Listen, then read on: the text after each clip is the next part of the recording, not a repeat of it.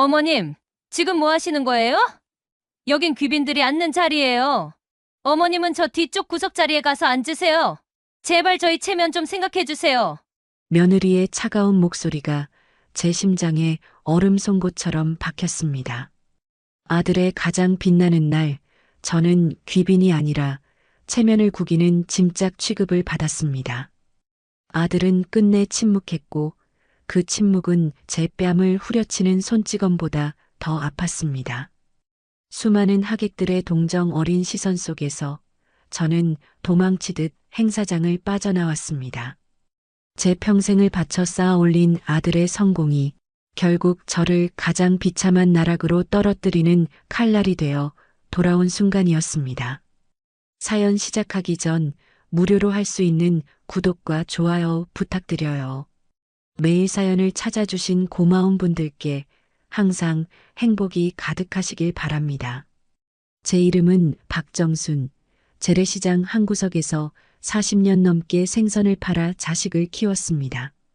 사람들은 제 손에 밴 비린내가 지독하다고 했지만 저는 그 냄새가 부끄럽지 않았습니다. 오히려 제 아들 현우의 미래를 위한 가장 향긋한 냄새라고 생각하며 살았습니다. 이른 새벽 별도 잠든 시간에 일어나 수산시장으로 향하는 발걸음은 고됐지만 제 삶의 유일한 희망인 아들을 생각하면 어떤 고난도 견딜 수 있었습니다. 남편을 일찍 여의고 세상에 홀로 남겨졌을 때 제 나이 25이었습니다. 핏덩이 같은 아들을 품에 안고 저는 독하게 마음먹었습니다. 이 아이만큼은 저처럼 억척스럽게 살게 하지 않겠다고, 세상 누구보다 번듯하게 키워내겠다고 말입니다. 그렇게 시작한 것이 시장 좌판의 생선 장사였습니다. 한겨울 얼음장 같은 물에 손을 담가 생선. 배를 가를 때면 살을 애는 듯한 고통이 밀려왔지만 저는 이를 악물었습니다. 쩍쩍 갈라진 제 손등 위로 아들의 환한 웃음이 겹쳐 보였기 때문입니다. 장마철에는 쏟아지는 비를 온몸으로 맞으며 좌판을 지켰고 뼛속까지 시린 한겨울에는 꽁꽁 언 손을 입김으로 녹여가며 생선 값을 흥정했습니다. 제 몸은 하루가 다르게 닳아 없어지는 것 같았지만 아들은 무럭무럭 자라났습니다. 저는 제가 굶는 한이 있더라도 아들 녀석의 도시락통은 늘 따뜻한 밥과 고기 반찬으로 채워주었습니다. 제가 입는 옷은 시장에서 가장 값싼 몸빼 바지였지만 아들에게는 늘 이름 있는 상표의 옷과 신발을 사주었습니다.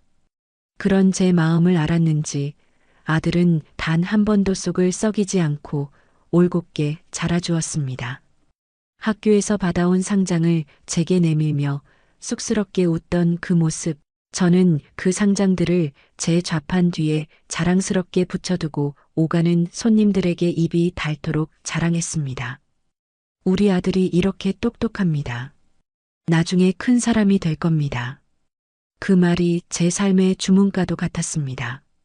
아들은 제 기대를 저버리지 않고 보란 듯이 서울에 있는 명문대에 합격했습니다.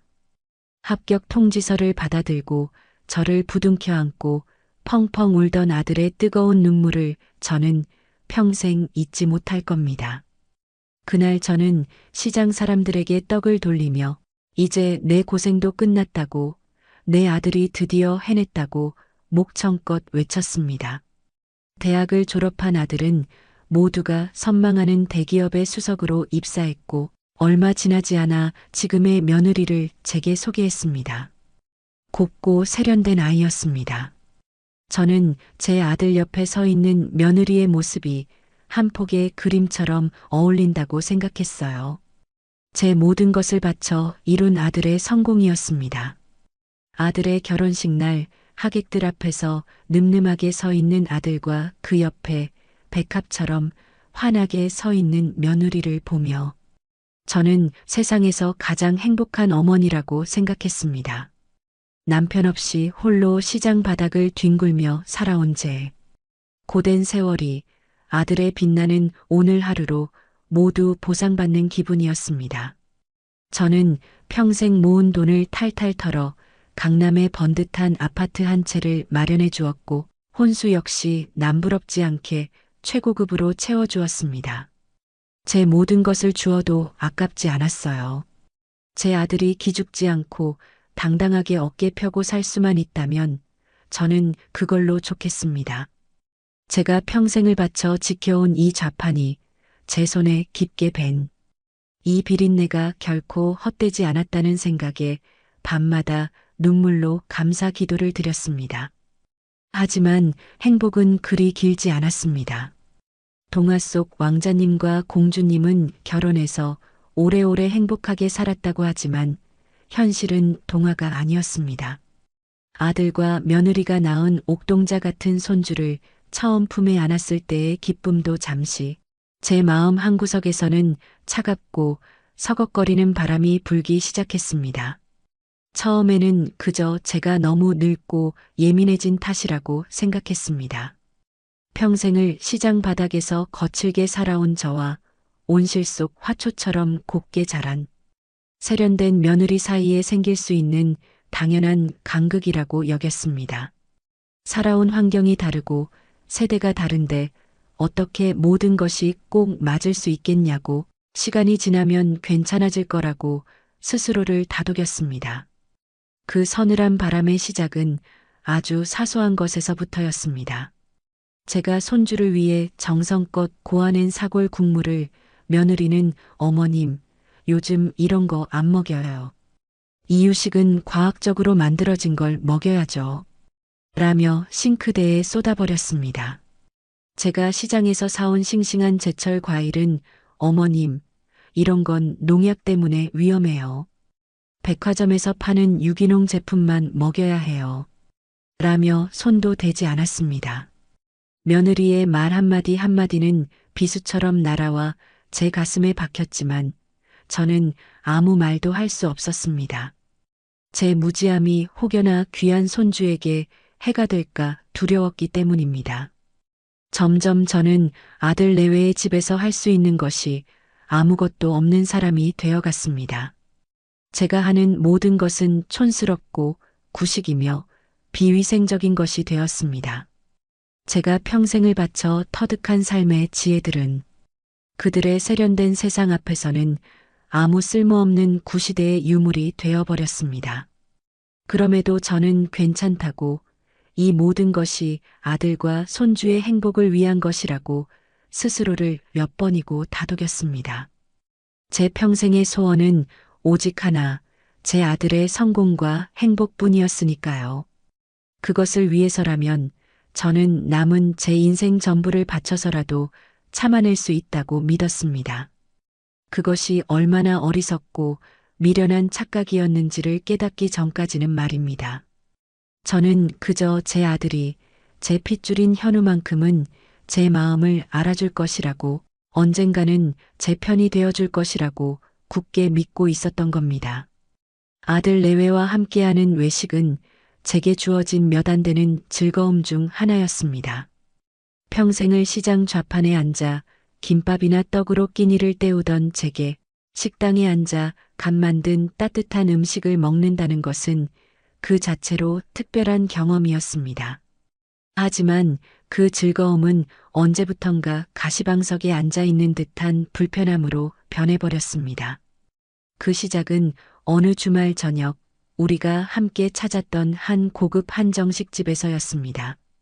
그날은 아들 현우가 회사에서 중요한 프로젝트를 성공적으로 마친 것을 기념하는 자리였습니다. 며느리는 미리 예약해 두었다며 저희를 으리으리한 식당으로 안내했어요. 휘황찬란한 샹들리에와 그림처럼 정갈하게 차려진 음식들. 모든 것이 낯설고 어색했지만 저는 아들의 성공을 축하하는 자리라는 생각에 애써 미소를 지었습니다. 하지만 며느리는 제 그런 노력을 비웃기라도 하듯 식사가 시작되자마자 제 심기를 건드리기 시작했습니다. 어머님, 냅킨은 그렇게 손에 쥐고 계시는 게 아니라 무릎 위에 두시는 거예요.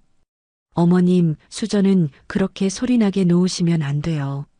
며느리의 지적은 쉴 새 없이 이어졌습니다. 마치 예의범절을 모르는 어린아이를 가르치듯 그녀의 목소리에는 은근한 경멸과 짜증이 섞여 있었어요. 저는 얼굴이 화끈거려 음식을 제대로 넘길 수가 없었습니다. 아들 현우는 그 모습을 보고도 못 본 척 그저 창밖만 멍하니 바라보고 있었어요. 제가 기대했던 것은 아들의 거창한 변호가 아니었습니다. 그저 엄마가 아직 이런 곳이 익숙하지 않아서 그래. 당신이 좀 이해해줘. 라는 따뜻한 말 한마디면 충분했습니다. 하지만 아들은 침묵했고 그 침묵은 제게 천근의 무게가 되어 가슴을 짓눌렀습니다. 며칠 후 저는 지난번의 실수를 만회하고 싶었습니다. 그래서 이번에는 제가 먼저 외식을 제안했어요. 며느리가 좋아할 만한 세련된 곳은 아니었지만 제가 젊었을 때부터 자주 가던 허름하지만 맛은 일품인 국밥집이었습니다. 저는 그곳의 뜨끈한 국밥 한 그릇이면 며느리의 차가운 마음도 조금은 녹일 수 있지 않을까 생각했습니다. 하지만 그것은 저의 어리석은 착각이었습니다. 식당에 들어서는 순간부터 며느리의 얼굴은 노골적인 불쾌감으로 일그러졌어요. 어머님 세상에, 아직도 이런 곳에서 밥을 파나요? 비위생적이라 저는 도저히 못 먹겠어요. 그녀는 테이블에 앉자마자 물티슈를 꺼내 테이블과 수저를 벅벅 닦아대기 시작했습니다. 식당 주인의 얼굴이 민망함으로 붉어졌지만 며느리는 아랑곳하지 않았어요. 저는 애써 태연한 척하며 국밥을 주문했습니다. 곧이어 김이 모락모락 피어오르는 뽀얀 국물에 국밥이 나왔어요. 저는 오랜만에 맛보는 추억의 맛에 감탄하며 말했습니다. 이야, 역시 이 맛이야. 옛날에 우리 동네에선 이 집 국밥이 최고였지. 너희도 한번 먹어보렴. 아주 끝내준다. 제 말이 끝나기 무섭게 며느리는 숟가락을 탁 소리나게 내려놓으며 차갑게 쏘아붙였습니다. 어머님, 정말 촌스럽게 왜 그러세요? 창피해서 같이 밥을 못 먹겠네요. 어머님 입맛에나 최고겠죠. 저희는 이런 거 안 먹어요. 순간 식당 안의 모든 소음이 멎는 것 같았습니다. 며느리의 날카로운 목소리가 제 고막을 찢고 심장에 비수처럼 박혔습니다. 그 목소리는 마치 날카로운 유리 조각 같아서 제 온몸의 혈관을 타고 흐르며 구석구석을 찌르는 듯한 고통을 주었습니다. 촌스럽다, 창피하다는 말이 제 머릿속을 맴돌았어요. 그 단어들은 끈질긴 독사처럼 제 이성을 마비시키고 제 존재 자체를 부정하는 듯 했습니다. 제가 평생을 지켜온 삶, 제가 사랑했던 모든 것들이 한순간에 더럽고 추한 것으로 낙인 찍히는 기분이었습니다. 제가 젊은 시절 아들 녀석의 손을 잡고 와서 국밥 한 그릇을 나눠 먹으며 행복해했던 그 모든 추억들이 며느리의 말 한마디에 오물이 묻은 휴지 조각처럼 구겨져 버렸습니다. 저는 아무 말도 할 수 없었고 그저 뜨거운 국밥 그릇만 내려다보았습니다. 뚝배기 안에서 끓어오르는 뽀얀 국물이 제 속에서 들끓는 분노와 서름처럼 보였습니다. 눈물이 핑 돌았지만 저는 이를 악물고 참았습니다.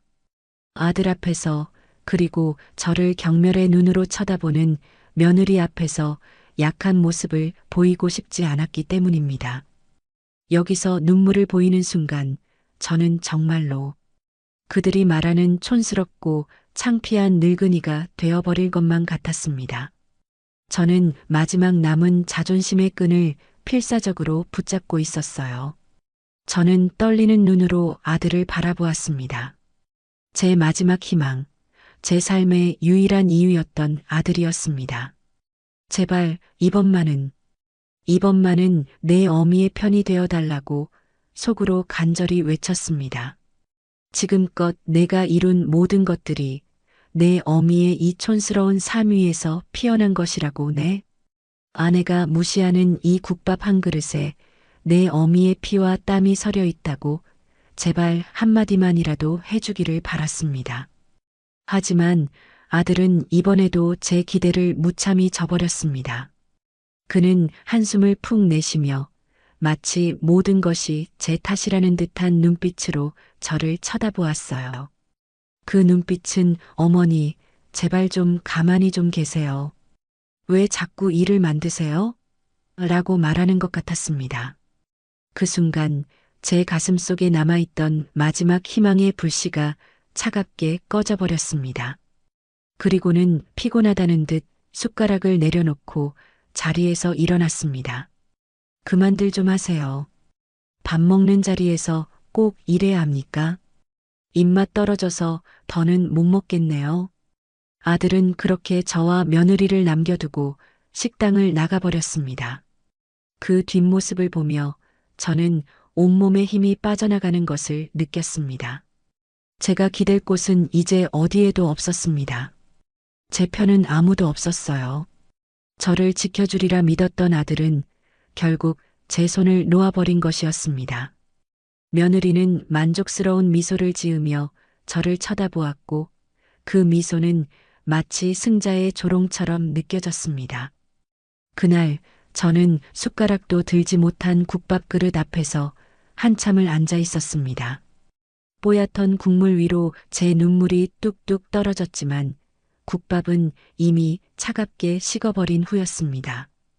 식당 주인이 안쓰러운 눈으로 저를 쳐다보았지만 저는 고개를 들 수 없었습니다. 온 세상 사람들이 저를 손가락질하며 비웃는 것 같았어요. 수산시장에서 생선배를 가르던 그 모진 세월도, 한겨울 삭풍 속에서 좌판을 지키던 그 고된 시간도 이렇게까지 서럽지는 않았습니다. 몸이 힘든 것은 참을 수 있었지만 제 삶 전체가 부정당하는 이 모욕감은 견딜 수가 없었습니다. 집으로 돌아오는 길, 저는 정처 없이 밤거리를 헤맸습니다. 화려한 도시의 불빛들이 제 눈에는 모두 나를 비웃는 조롱의 빛으로 보였습니다. 저는 벤치에 주저앉아 펑펑 울었습니다. 제가 무엇을 그렇게 잘못했을까요? 자식 하나만을 바라보며 제 모든 것을 희생한 것이 죄였을까요? 아들을 너무나 사랑해서 아들의 성공을 위해 제 인생을 바친 것이 이토록 큰 벌을 받아야 할 잘못이었을까요? 그날 밤 저는 잠을 이룰 수 없었습니다. 며느리의 경멸 어린 눈빛과 아들의 차가운 외면이 제 가슴에 지워지지 않는 낙인처럼 깊게 새겨졌습니다. 제 마음속에서 무언가 단단히 굳어지고 차갑게 식어가는 것을 느꼈습니다. 그것은 아들에 대한 마지막 미련과 기대를 포기하는 마음이었습니다. 이제 저는 더 이상 아들을 위해 희생하는 어머니가 아니었습니다. 저는 그저 제 삶을 송두리째 부정당한 상처 입은 한 인간일 뿐이었습니다. 그날 밤 저는 어둠 속에서 조용히 복수를 다짐했습니다. 제 모든 것을 바쳐 쌓아 올린 이 모든 것들을 제 손으로 직접 무너뜨리리라고 말입니다. 국밥집 사건 이후 저는 제 스스로를 투명인간이라 여기기로 했습니다. 아들 내외의 집에 가도 저는 그저 소파 한 구석에 그림자처럼 앉아 있다가 돌아오곤 했습니다. 제가 먼저 말을 거는 일도 그들이 제게 말을 거는 일도 거의 없었습니다. 그들은 저를 없는 사람 취급했고 저 또한 그들의 세상에 속하지 않은 이방인처럼 행동했습니다. 그런 냉랭한 침묵 속에서 유일하게 제 마음을 흔드는 것은 토끼처럼 귀여운 손주 녀석의 웃음소리뿐이었습니다. 어느 날 며느리는 거실에서 손주 녀석의 사진을 보며 연신 감탄사를 내뱉고 있었습니다. 저는 그 모습이 궁금해 조심스럽게 다가갔어요. 며느리의 작은 손바닥만 한 기계 안에서 손주 녀석이 방긋방긋 웃고 옹알이를 하고 뒤뚱뒤뚱 걷는 모습이 생생하게 펼쳐지고 있었습니다. 저는 그 신기한 물건에서 눈을 뗄 수가 없었습니다. 아들 내외가 바빠 손주를 자주 보지 못하는 저로서는 그 기계가 너무나도 탐이 났습니다. 얘야, 그게 뭐니? 어떻게 거기서 우리 강아지가 움직이는 거냐? 제 물음에 며느리는 귀찮다는 듯 퉁명스럽게 대답했습니다. 어머님, 이거 스마트폰이잖아요. 이것도 모르세요? 그녀의 말투에는 저의 무지함을 비웃는 듯한 가시가 돋쳐 있었습니다. 저는 얼굴이 화끈거렸지만 손주 녀석의 모습을 매일 볼 수만 있다면 어떤 굴욕도 참을 수 있다고 생각했습니다. 그래서 저는 용기를 내어 며느리에게 부탁했습니다. 나도 그 스마트폰이라는 것을 배우고 싶다고, 손주 사진을 받아보고 싶다고 말입니다. 며느리는 잠시 망설이는 듯 했지만 이내 못 이기는 척 제게 낡은 구형 스마트폰 하나를 건네주었습니다. 그날부터 저의 고된 싸움이 시작되었습니다. 제 평생 만져본 것이라고는 생선과 돈, 그리고 아들 녀석의 작은 손뿐이었던 제게 그 차갑고 매끄러운 기계는 너무나도 낯설고 어려운 존재였습니다. 저는 돋보기를 쓰고 밤을 새워가며 사용 설명서를 읽고 또 읽었습니다. 하지만 까만 것은 글씨요, 하얀 것은 종이일 뿐 도무지 그 내용을 이해할 수가 없었어요. 손가락으로 화면을 누르는 것조차 제게는 히말라야 산을 오르는 것보다 더 어려운 일이었습니다. 며칠을 끙끙대던 저는 결국 아들에게 도움을 청하기로 했습니다. 주말에 집으로 온 아들을 붙잡고 저는 카카오톡이라는 것을 어떻게 사용하는지 물었습니다. 손주 사진을 받아보려면 그것을 할 줄 알아야 한다는 며느리의 말이 떠올랐기 때문입니다. 하지만 아들은 제 간절한 부탁을 매몰차게 외면했습니다. 어머니, 저 지금 피곤해요. 다음에 알려드릴게요. 아들은 그렇게 말하며 안방으로 들어가 버렸습니다. 저는 그 뒷모습을 보며 또 한 번 가슴이 무너져 내리는 것을 느꼈습니다. 제가 아들에게 바랐던 것은 대단한 것이 아니었습니다. 그저 잠시만이라도 제 곁에 앉아 다정한 목소리로 사용법을 알려주기를 바랐을 뿐입니다. 하지만 아들에게 저는 이제 그 잠시의 시간조차 내어주기 아까운 귀찮고 성가신 늙은이에 불과했습니다. 저는 포기하지 않았습니다. 아들이 안 된다면 며느리에게라도 물어봐야겠다고 생각했습니다. 그 아이가 아무리 저를 무시하고 경멸한다 해도 손주를 보고 싶어하는 이 할미의 마음만은 알아줄 것이라 믿고 싶었습니다. 저는 부엌에서 과일을 깎고 있는 며느리에게 다가가 최대한 공손한 태도로 다시 한번 물었습니다. 자존심은 이미 국밥 그릇과 함께 차갑게 식어버린 지 오래였습니다. 지금 제게 남은 것은 오직 손주를 보고 싶다는 간절한 마음뿐이었습니다. 얘야, 미안하지만 이것 좀 한 번만 알려주면 안 되겠니? 내가 도무지 모르겠구나. 제 말에 며느리는 과도를 거칠게 내려놓으며 날카로운 한숨을 내쉬었습니다. 그 한숨 소리는 마치 제 존재 자체가 얼마나 귀찮고 성가신지를 온몸으로 표현하는 것 같았어요.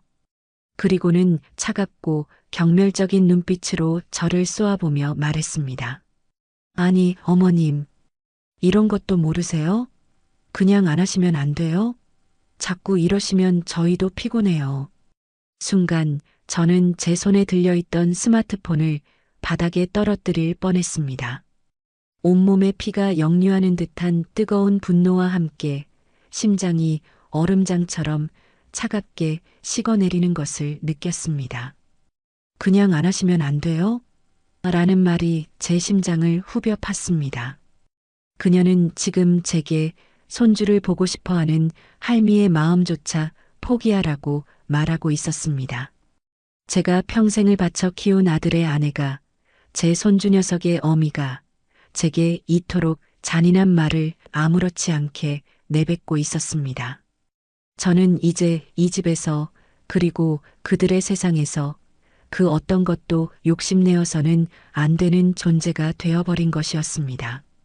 저는 아무 대답도 하지 못하고 멍하니 그 자리에 서 있었습니다. 며느리는 이미 등을 돌려 다시 과일을 깎기 시작했고, 제게는 눈길 한 번 주지 않았습니다.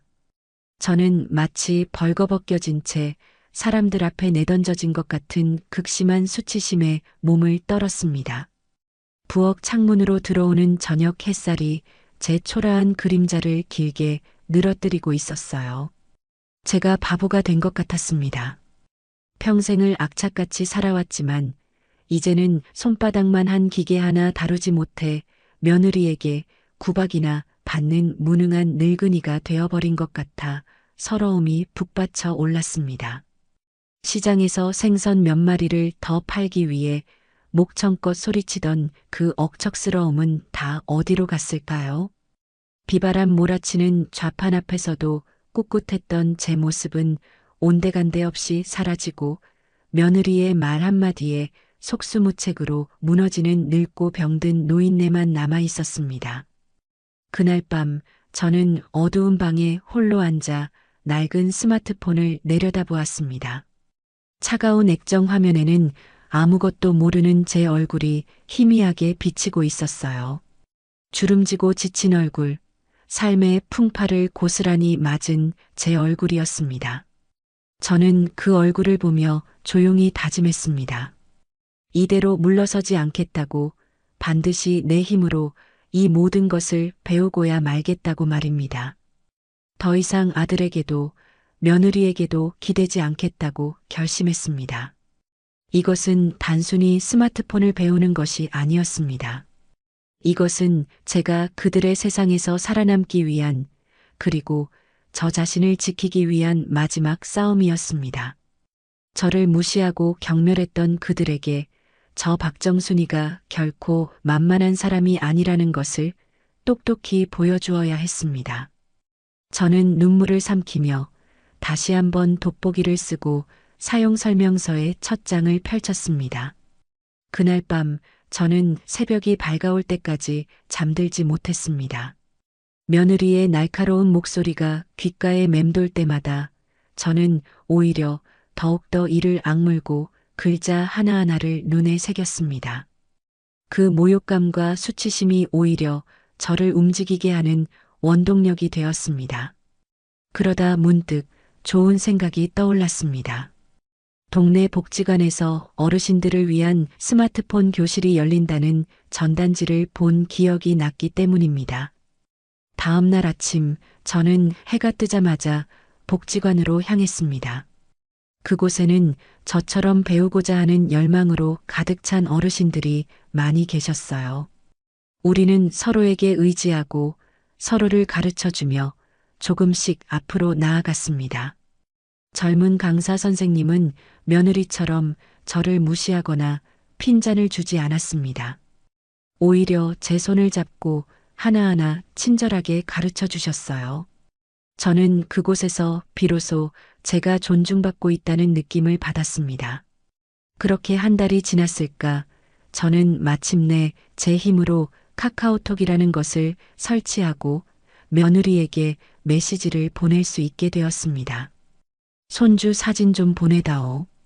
제가 보낸 짧은 메시지를 확인한 며느리가 어떤 표정을 지었을지는 알 수 없었습니다. 하지만 잠시 후 제 스마트폰 화면에 그토록 보고 싶었던 손주 녀석의 웃는 얼굴이 나타났을 때 저는 저도 모르게 뜨거운 눈물을 흘리고 말았습니다. 그것은 서러움의 눈물이 아니었습니다. 제 힘으로 무언가를 해냈다는 기쁨과 성취감의 눈물이었습니다.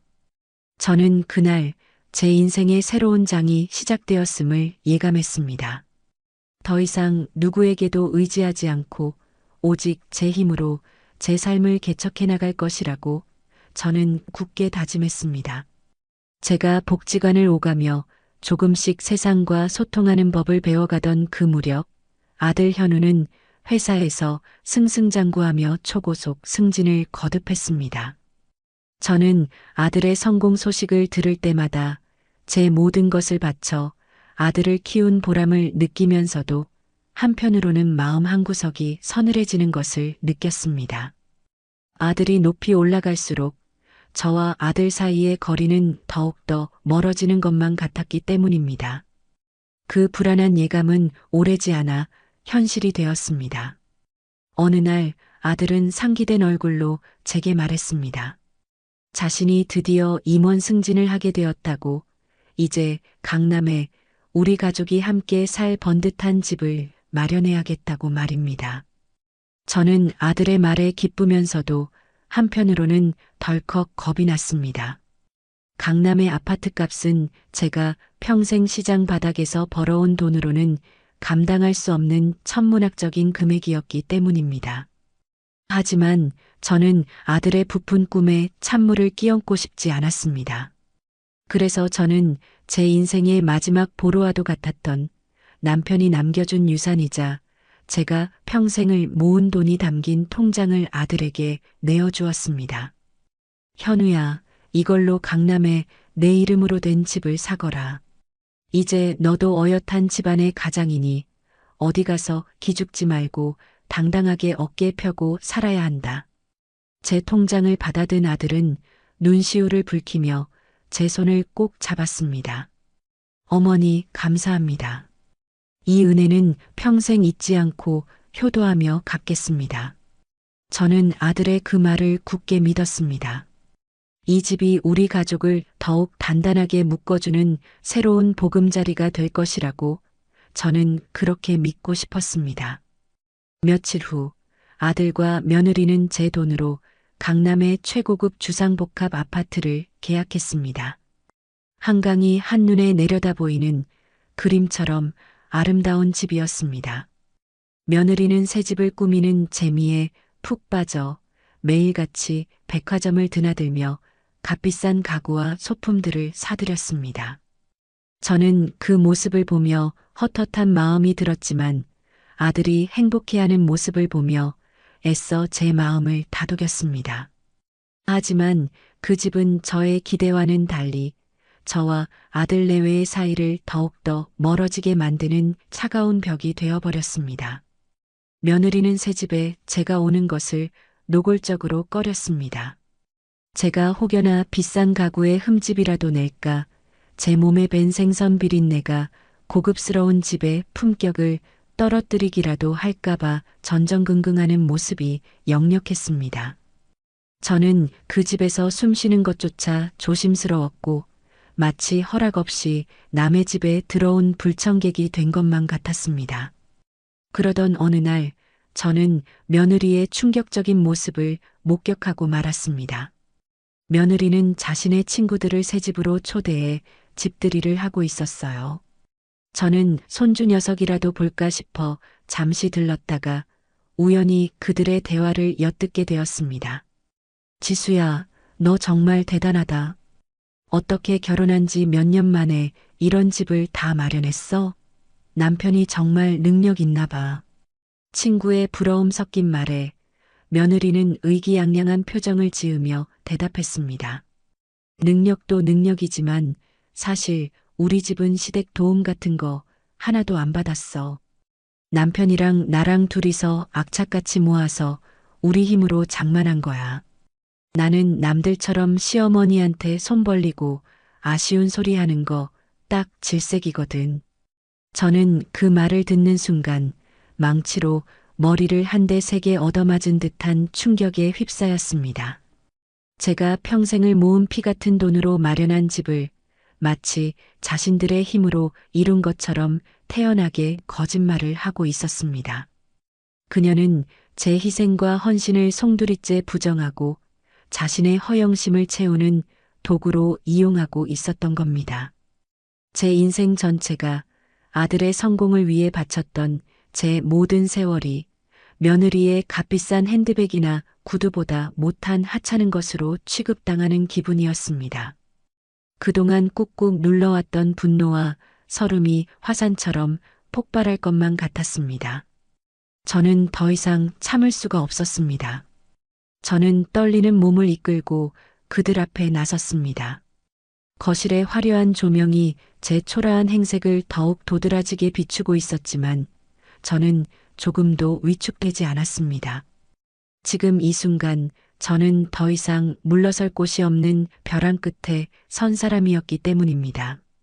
얘야, 내가 지금 무슨 말을 하는 거니? 이 집은 제 등장에 며느리와 친구들은 화들짝 놀랐습니다.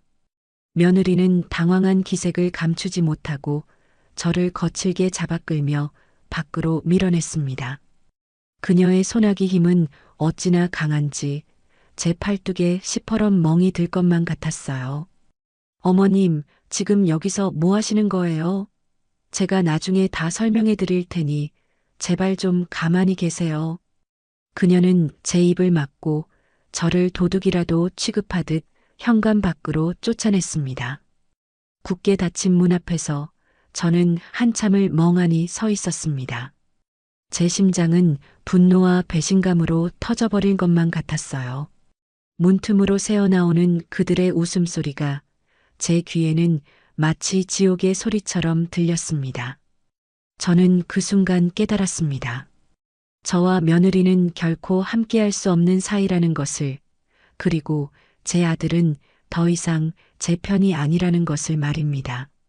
아들이 이 모든 상황을 몰랐을 리가 없었습니다. 그는 며느리의 거짓말을 알면서도 묵인했던 겁니다. 아니, 어쩌면 이 모든 거짓말을 함께 꾸몄을지도 모를 일이었습니다. 그렇게 생각하니 온몸의 피가 차갑게 식는 것 같았습니다. 제가 평생을 바쳐 지켜온 아들이 이제는 저를 부끄러워하고 제 존재를 지우고 싶어 하는 괴물이 되어버린 것이었습니다. 강남 아파트의 화려한 불빛이 제 눈에는 마치 저를 비웃는 악마의 눈동자처럼 보였습니다. 저 불빛 하나하나가 제 피와 땀으로 이루어진 것이라고 생각하니 미칠 것만 같았습니다. 저는 엘리베이터를 타고 1층으로 내려오는 내내 아무 생각도 할 수 없었습니다. 머릿속이 하얗게 비어버린 것 같았어요. 아파트 현관을 나서자 차가운 밤 공기가 제 뺨을 스쳤습니다. 저는 정처 없이 밤거리를 걸었습니다. 제 발걸음은 저도 모르게 제가 평생을 살아온 낡은 시장 골목으로 향하고 있었습니다. 셔터가 내려진 어두운 골목, 비릿한 생선 냄새와 퀴퀴한 먼지 냄새가 뒤섞인 그곳만이 제가 유일하게 숨 쉴 수 있는 공간이었습니다. 저는 제 좌판 앞에 주저앉아 펑펑 울었습니다. 제가 왜 이곳까지 와서 울고 있는지 알 수 없었습니다. 하지만 이곳만이 제 상처를 보듬어줄 유일한 곳이라는 것을 저는 본능적으로 알고 있었습니다. 이곳은 제가 청춘을 바쳐 아들을 키워낸 곳이고 제 희생과 헌신이 고스란히 배어 있는 곳이었습니다. 저는 제 손으로 좌판을 쓸어보았습니다. 거칠고 투박한 나무의 감촉이 제 마음을 조금이나마 위로해주는 것 같았어요. 얼마나 울었을까. 제 눈물은 더 이상 나오지 않았습니다. 눈물이 마른 자리에는 차갑고 단단한 결심만이 남았습니다. 저는 더 이상 아들을 위해 희생하는 어리석은 어머니가 되지 않기로 했습니다.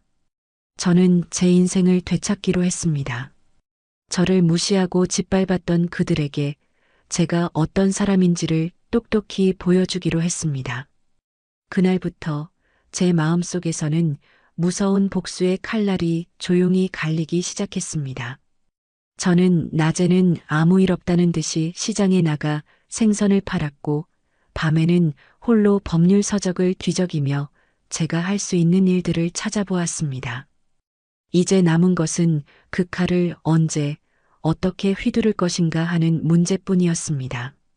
그들은 아직 모르고 있었습니다.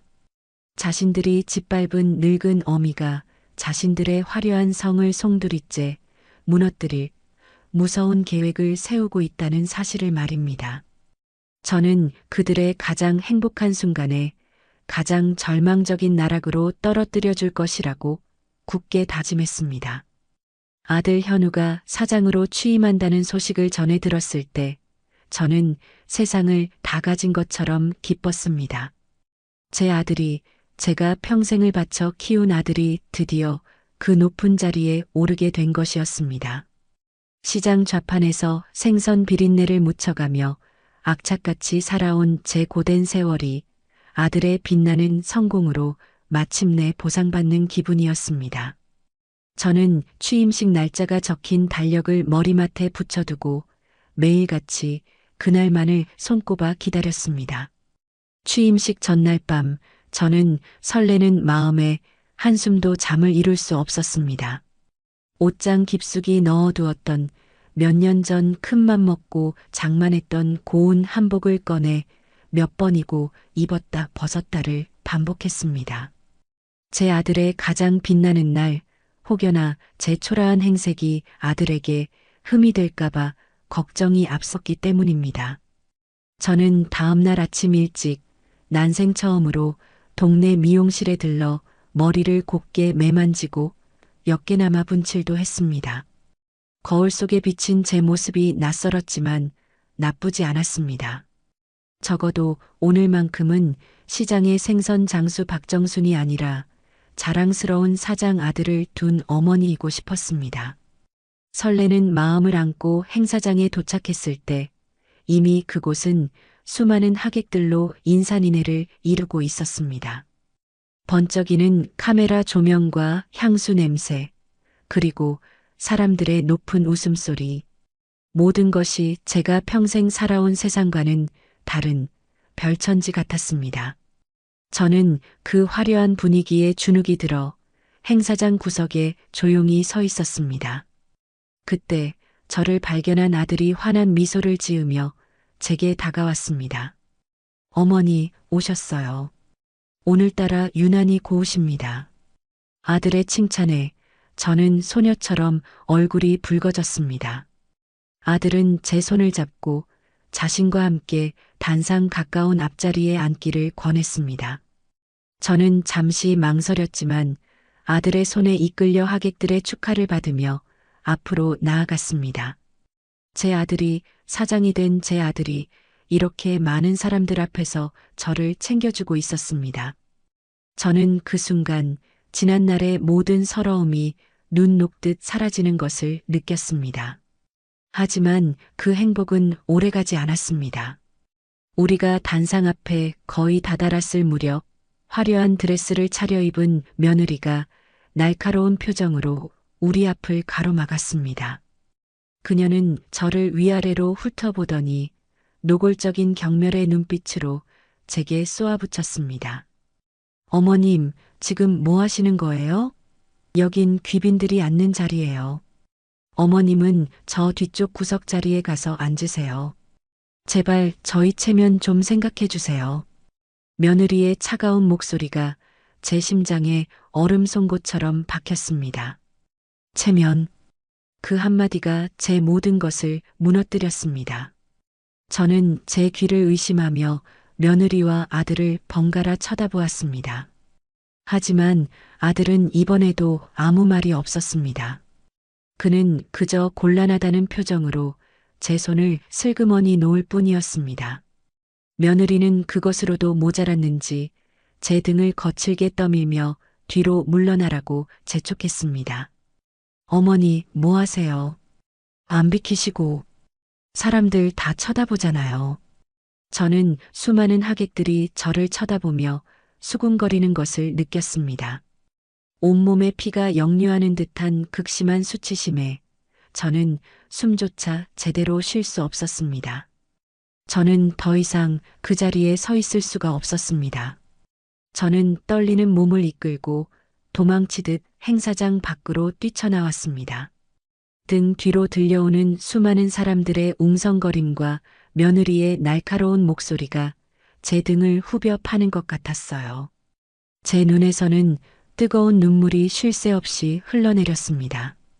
곱게 한 머리는 헝클어지고 애써 한 화장은 눈물로 범벅이 되어 엉망이 되었습니다. 제가 평생을 바쳐 이룬 아들의 성공이 결국 저를 가장 비참한 나락으로 떨어뜨리는 칼날이 되어 돌아온 것이었습니다. 저는 그날 제 아들의 가장 빛나는 순간에 가장 깊은 어둠 속으로 내쫓기고 말았습니다. 집으로 돌아오는 길, 저는 하염없이 울었습니다. 택시 창밖으로 스쳐 지나가는 화려한 도시의 풍경이 제 마음을 더욱 비참하게 만들었어요. 제가 왜 이런 모욕을 당해야 하는지, 제가 무엇을 그렇게 잘못했는지 알 수 없었습니다. 그저 아들 하나만을 바라보며 제 모든 것을 바친 것이 죄라면 죄였습니다. 아들의 성공을 위해 제 인생을 희생한 것이 이토록 큰 벌을 받아야 할 잘못이었을까요? 집에 도착한 저는 멍하니 거실에 주저앉았습니다. 적막한 집 안에는 제 흐느낌만이 공허하게 울려 퍼졌어요. 벽에 걸린 아들의 어릴 적 사진이 눈에 들어왔습니다. 상장을 받아들고 환하게 웃던 그 아이는 어디로 가고 자신의 어미를 부끄러워하는 저 차가운 괴물만 남은 것일까요? 사진 속 아들은 제게 말하는 것 같았습니다. 어머니, 죄송해요. 하지만 저는 제 성공을 위해 어머니를 버려야만 했습니다. 그 환청에 저는 미칠 것만 같았습니다. 저는 그날 밤 결심했습니다. 더 이상은 참지 않겠다고, 이 지독한 굴레를 제 손으로 끊어버리겠다고 말입니다. 제가 아들에게 준 모든 것을 제 손으로 다시 거두어 들일 것이라고 저는 굳게 다짐했습니다. 그들의 화려한 성을 쌓아 올린 것이 저라면 그 성을 무너뜨리는 것 또한 제 몫이었습니다. 저는 더 이상 눈물을 흘리지 않았습니다. 슬픔과 분노가 제 안에서 차갑고 단단한 결심으로 굳어져 버렸기 때문입니다. 그날 밤 저는 분노와 슬픔으로 잠 못 이루며 조용히 복수의 칼을 갈기 시작했습니다. 잠든 아들 내외가 돌아오기 전 저는 어두운 방에서 조용히 서류함을 뒤적였습니다. 먼지 쌓인 서류함 깊숙한 곳에는 제가 평생을 모아 마련한 재산들의 흔적이 고스란히 담겨 있었습니다. 아들 이름으로 사준 강남 아파트의 등기권리증, 제 명의로 되어 있는 100억 원짜리 상가 건물의 땅 문서, 가리고 수십 년간 꼬박꼬박 부어온 적금 통자들까지, 그것들은 제 피와 땀 그리고 눈물의 결정체였습니다. 저는 그 서류들을 하나씩 꺼내보며 지난 세월을 떠올렸습니다. 이 돈을 모으기 위해 제가 얼마나 많은 밤을 새웠는지, 얼마나 많은 굴욕을 견뎌냈는지, 그들은 아마 상상조차 하지 못할 겁니다. 저는 이제 이 모든 것을 제자리로 돌려놓으려 합니다. 저를 부끄러워하고 제 존재를 부정했던 그들에게 돈이 전부가 아니라는 것을, 그리고 부모의 희생 없이는 그 어떤 성공도 있을 수 없다는 것을 뼈저리게 느끼게 해줄 것이었습니다. 그들의 가장 행복한 순간에 가장 절망적인 나락으로 떨어뜨려 그들이 제게 주었던 모욕과 상처를 몇 배로 되돌려줄 것이라고 저는 굳게 다짐했습니다. 아들의 취임식에서 쫓겨난 그날 밤, 저는 집으로 돌아와 텅 빈 거실에 멍하니 주저앉았습니다. 어둠이 짙게 깔린 집안은 제 마음처럼 차갑고 공허했습니다. 저는 한참 동안 아무것도 하지 못하고 그저 벽에 걸린 낡은 괴종시계의 똑딱거리는 소리만 듣고 있었어요. 그 소리는 마치 제 남은 인생의 시간을 재촉하는 것처럼 들렸습니다. 수치심과 분노, 그리고 배신감으로 온몸이 부들부들 떨렸지만 더 이상 눈물은 나오지 않았습니다. 제 눈물은 이미 그 화려한 행사장 앞에서 모두 말라버린 지 오래였습니다. 밤이 깊어지자 저는 자리에서 일어나 안방으로 향했습니다. 그리고는 옷장 깊숙한 곳에 숨겨두었던 낡고 묵직한 나무 괴짝 하나를 꺼냈습니다. 그 안에는 제 인생의 모든 것이 담겨 있었습니다.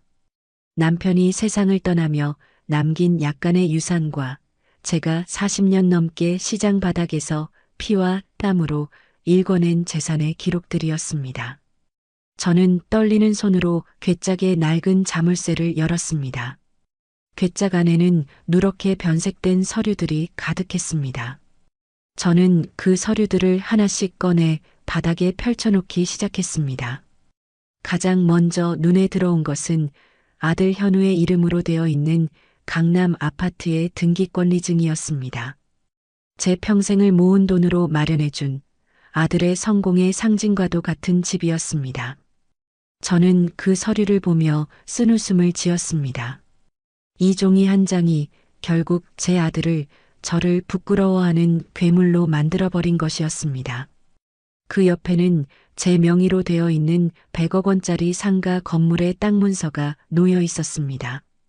남편이 남긴 유산으로 사두었던 서울 변두리의 작은 땅이 세월이 흘러 금싸라기 땅으로 변한 것이었습니다. 저는 이 건물을 팔아 아들의 사업 자금에 보태줄까 수없이 고민했지만 행여나 아들이 돈을 쉽게 생각하게 될까봐 제 노후 자금으로 남겨두었던 것이었습니다. 하지만 이제는 그럴 필요가 없었습니다. 마지막으로 수십 년간 꼬박꼬박 부어온 여러 개의 적금 통장들이 있었습니다. 통장 표지에는 현우 대학 등록금, 현우 결혼 자금이라는 제 삐뚤빼뚤한 글씨가 적혀 있었어요. 저는 그 글씨들을 손가락으로 쓸어보며 지난 세월을 떠올렸습니다. 이 돈을 모으기 위해 제가 얼마나 많은 밤을 새웠는지, 얼마나 많은 굴욕을 견뎌냈는지, 그들은 아마 상상조차 하지 못할 겁니다. 저는 바닥에 펼쳐놓은 서류들을 한참 동안 말없이 내려다보았습니다. 이것들은 단순한 재산 목록이 아니었습니다. 그것은 제 희생의 역사이자 제 눈물의 기록이었습니다. 내가 이 손으로 널 키웠고 이 손으로 이 재산을 만들었지. 그런데 내가 내 아들이 나를 부끄럽다 했구나. 제 입에서 나지막한 독백이 흘러나왔습니다. 제 마음속 깊은 곳에 묻어두었던 분노가 차갑고 단단한 결심으로 바뀌는 순간이었습니다. 저는 더 이상 아들을 위해 희생하는 어리석은 어머니가 되지 않기로 했습니다. 저는 제 인생을 되찾기로 했습니다. 저를 무시하고 짓밟았던 그들에게 제가 어떤 사람인지를 똑똑히 보여주기로 했습니다.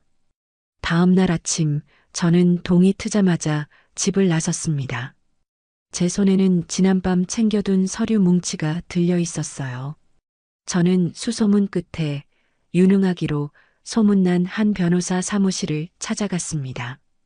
변호사는 제 초라한 행색을 보고 처음에는 의아한 표정을 지었지만 제가 내민 서류들을 확인하고는 이내 놀라움을 감추지 못했습니다. 저는 변호사에게 제 계획을 차분하게 설명했습니다. 제 명의로 된 모든 재산을 처분하여 사회에 환원하고 싶다고, 그리고 그 과정에서 제 아들과 며느리에게는 단 한 푼의 재산도 남기고 싶지 않다고 말입니다. 제 이야기는 몇 시간에 걸쳐 이어졌습니다. 시장 좌판에서 시작된 제 고된 삶과 아들을 향한 헌신, 국밥집에서의 모욕과 집들이에서의 배신감, 그리고 마침내 아들의 취임식에서 겪어야 했던 참담한 굴욕까지. 제 목소리는 처음에는 떨렸지만 이야기를 이어갈수록 점점 더 차분하고 단단해졌습니다. 모든 이야기를 마쳤을 때 변호사는 한참 동안 말이 없다가 이내 굳은 표정으로 제게 말했습니다. 어머님, 제가 어머님의 뜻대로 모든 것을 처리해 드리겠습니다. 아무 걱정 마십시오. 그 말을 듣는 순간 저는 비로소 마음이 놓이는 것을 느꼈습니다. 제 편이 아무도 없다고 생각했는데 적어도 이 차가운 법의 세계에서는 제 이야기에 귀를 기울여주고 제 편이 되어줄 사람이 있다는 사실에 작은 위안을 얻었습니다. 복수의 칼은 이미 제 손을 떠났습니다. 이제 남은 것은 그 칼날이 언제, 어떻게 그들의 심장을 겨누게 될지를 지켜보는 것뿐이었습니다. 저는 변호사 사무실을 나오며 하늘을 올려다보았습니다. 하늘은 더없이 맑고 푸르렀습니다. 마치 제 새로운 인생의 시작을 축복해주는 것만 같았어요. 저는 이제 더 이상 슬퍼하거나 분노하지 않기로 했습니다. 그저 담담하게 제 운명의 다음 장을 기다릴 뿐이었습니다. 그날 이후 저의 일상은 겉보기에는 아무것도 변하지 않은 것처럼 보였습니다. 저는 여전히 새벽에 일어나 시장으로 향했고 좌판의 생선을 진열하고 손님들을 맞이했습니다. 하지만 제 마음속에서는 거대한 폭풍이 휘몰아치고 있었습니다. 저는 변호사와 수시로 통화하며 제 계획을 한치의 오차도 없이 진행해 나갔습니다. 가장 먼저 제 명의로 되어 있는 100억 원짜리 상가 건물을 매물로 내놓았습니다. 워낙 좋은 자리에 있는 건물이라 매물로 내놓자마자 사겠다는 사람들이 줄을 이었습니다. 저는 그중 가장 좋은 조건을 제시한 한 기업에 건물을 팔기로 결정했습니다. 계약서에 도장을 찍는 순간 제 손은 조금도 떨리지 않았습니다. 오히려 평생을 짊어지고 있던 무거운 짐을 내려놓는 것처럼 마음이 후련했습니다.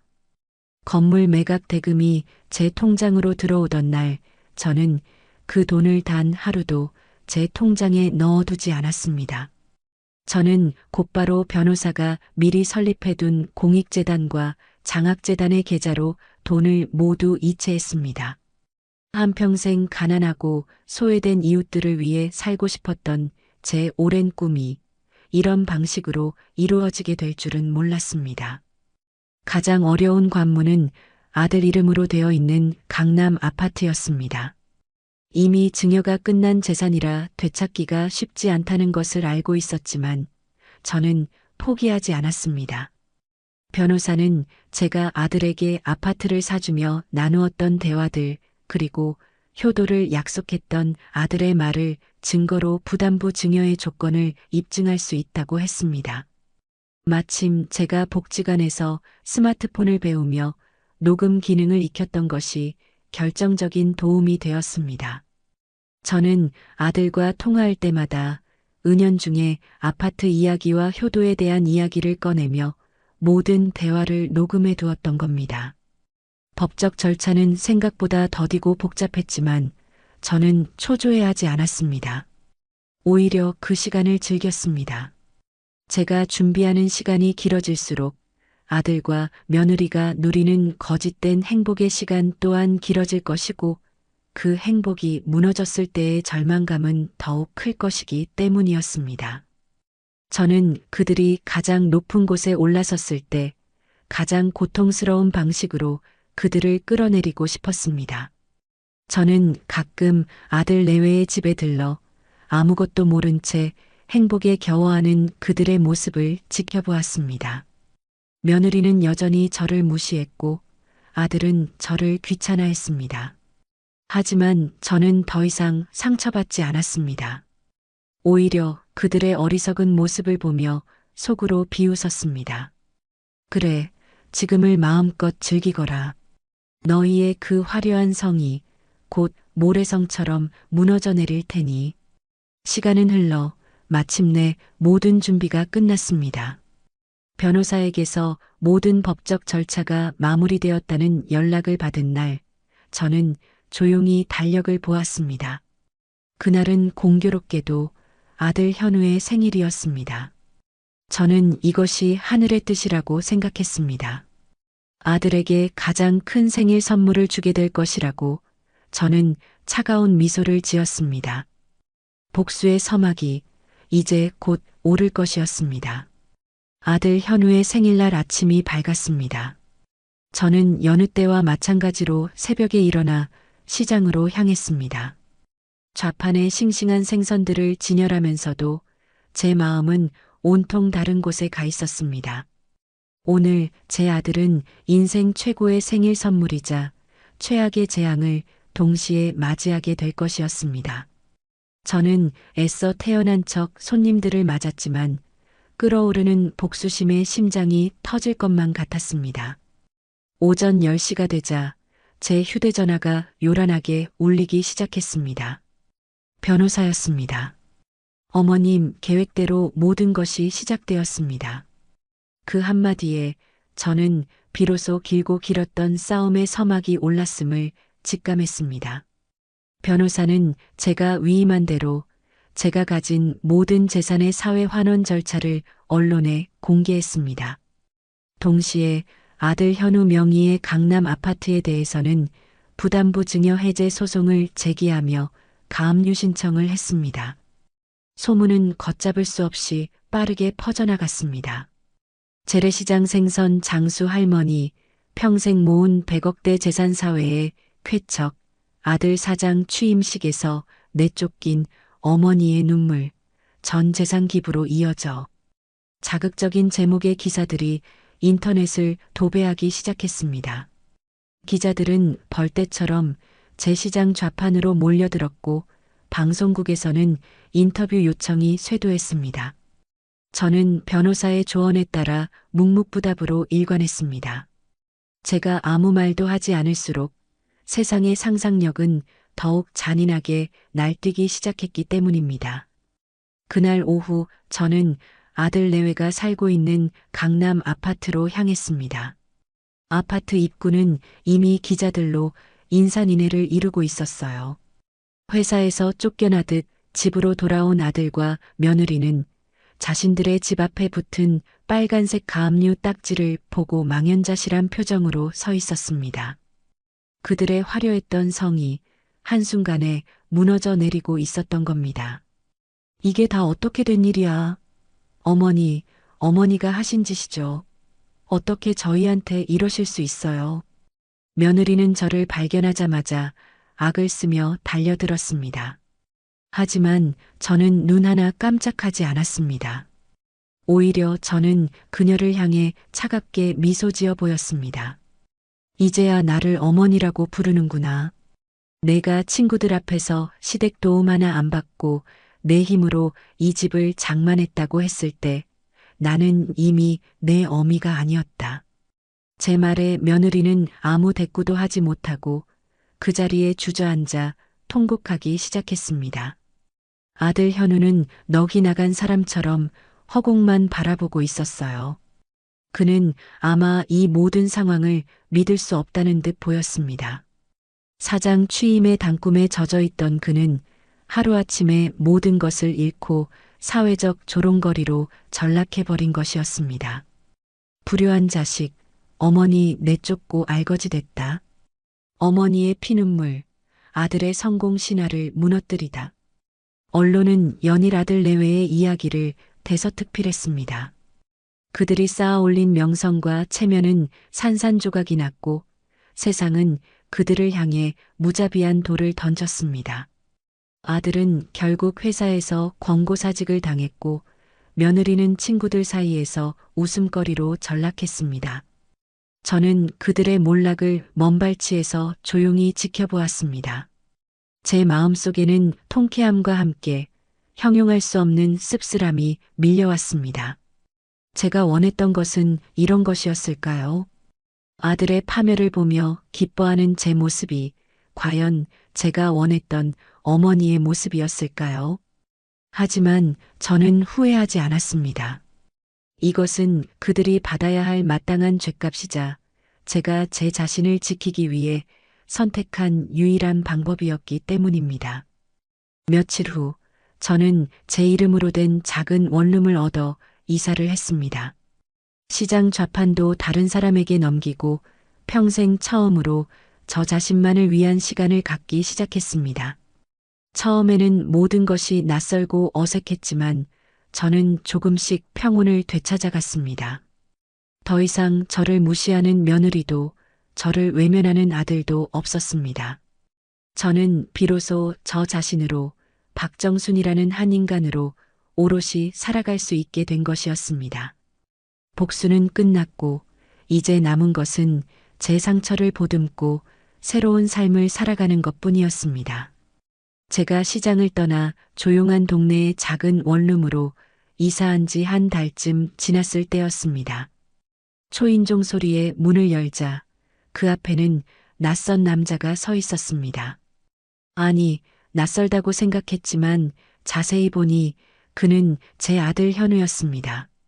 한때는 번쩍이는 성공의 갑옷을 입고 있던 아들이었지만 지금 그의 모습은 모든 것을 잃고 길거리에 나앉은 폐잔병처럼 초라하기 그지없었습니다.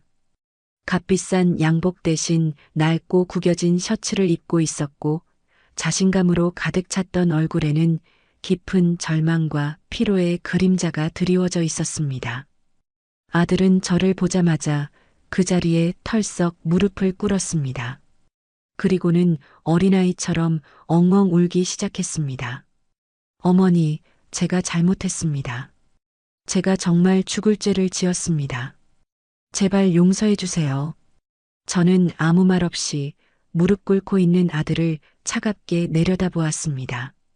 그의 눈물에서는 진심 어린 후회가 느껴졌지만 제 마음은 조금도 움직이지 않았습니다.